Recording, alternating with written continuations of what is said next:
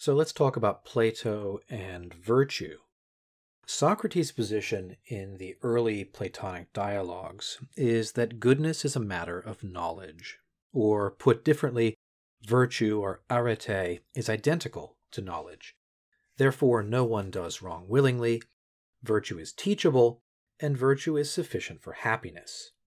Thus, Socrates is an intellectualist, since behavior is determined by knowledge. How does Socrates get to his identification of virtue with knowledge? In the Lysis, he shows that to be good at anything requires knowledge, and so we must have knowledge to be good at the art of living. He has tried to reduce goodness in its different forms, the virtues, to some one kind of knowledge, in the Laches, Charmides, Euthyphro, and Protagoras, and to show that all virtue is essentially one. This is the unity of the virtues. He has shown that this knowledge is to be of oneself, and more particularly of one's soul, in the Charmides and the Alcibiades. In the Republic, Plato both complicates and clarifies Socrates' position on virtue. Here, Plato formulates his account of the tripartite soul, which will alter the picture of virtue. With the tripartite soul comes a greater emphasis on harmony, since there are now three parts, each with its own motivation. Virtue in the Republic comes in different forms. Wisdom, the virtue of the philosopher guardians; courage, the virtue of the auxiliaries and the guardians; sophrosune, the virtue of the craftsmen and the guardians; and justice is the correct balance of all parts of the soul, or of the city. Here, virtue is still identified with knowledge, but we get a clearer picture of what this knowledge is. It must be different from other forms of knowledge with which people can do either good or bad. It is knowledge of the forms, or nous. This supreme knowledge means not only that the philosophers will have an understanding of truth, but also of the structure of the world and of the moral and aesthetic realities in it, and of its purpose and the reason why in all things. Thus, it includes a sense of true values, the knowledge of good and evil, of beauty and goodness, as well as of truth. And because of this, we see that only philosophers have true knowledge.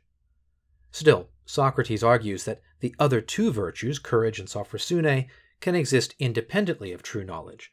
However, these virtues are not as good as the virtue of the philosopher. Still, even though the merely courageous or sophron person may lack knowledge, they nevertheless possess right belief.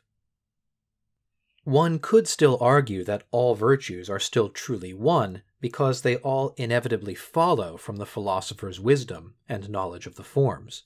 He is the one who teaches them or trains them about what to believe. How can we still say that such knowledge cannot be misused, especially since we now have all of these different parts of the soul that can interfere with reason? Because unless a man's emotions have been properly trained and his primitive passions redirected into the channels of desire that flow towards truth, he will never have within himself the necessary motive power to urge him forward on the hard path of scientific achievement, or to press on along the hard road that is lit up now and again by the flash of understanding, which is the apprehension of ever higher and more universal forms and values. Comparing Plato and Socrates, we can say Plato develops Socrates' ethic, but doesn't ever fully depart from it. Both are intellectualists, since both consider knowledge to be a sufficient condition for virtue. Socrates is more intellectualist than Plato, since Plato recognizes a kind of virtue that can exist without knowledge. Also, Plato recognizes the existence of virtues of the irrational parts of the soul, what Aristotle called the moral virtues. Socrates has a monistic conception of the soul. Still, Plato doesn't devote as much attention to how virtue is developed, though he does spend some time on this. So, while Socrates considers knowledge a necessary and sufficient condition for virtue, Plato considers it a sufficient condition only, or more precisely, a sufficient condition for virtue and a necessary and sufficient condition for true virtue. Since both Plato and Socrates argue that knowledge is sufficient for virtue, and virtue is sufficient for happiness, we can conclude that knowledge is sufficient for happiness. More on this to come. Now, Aristotle disagrees with the claim that knowledge is sufficient for virtue and the claim that virtue is sufficient for happiness.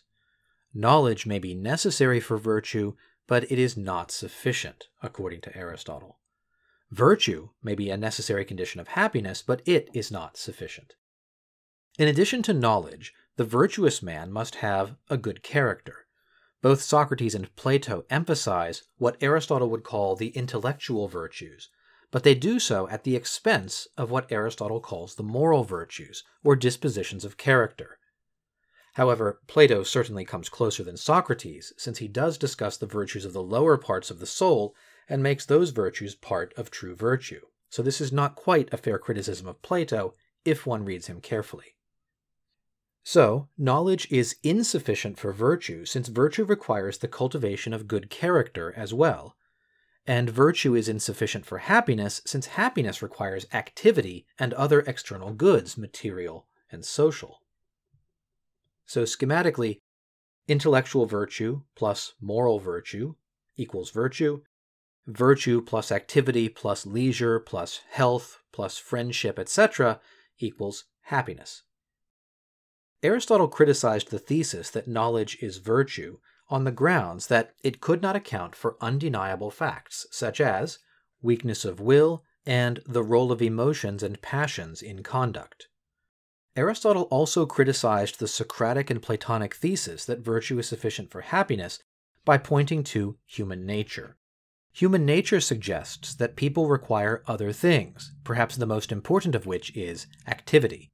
But it also requires things like friendship, moderate wealth, leisure, and a life without disaster of some kind. These things are necessary to fulfill the telos of a human being.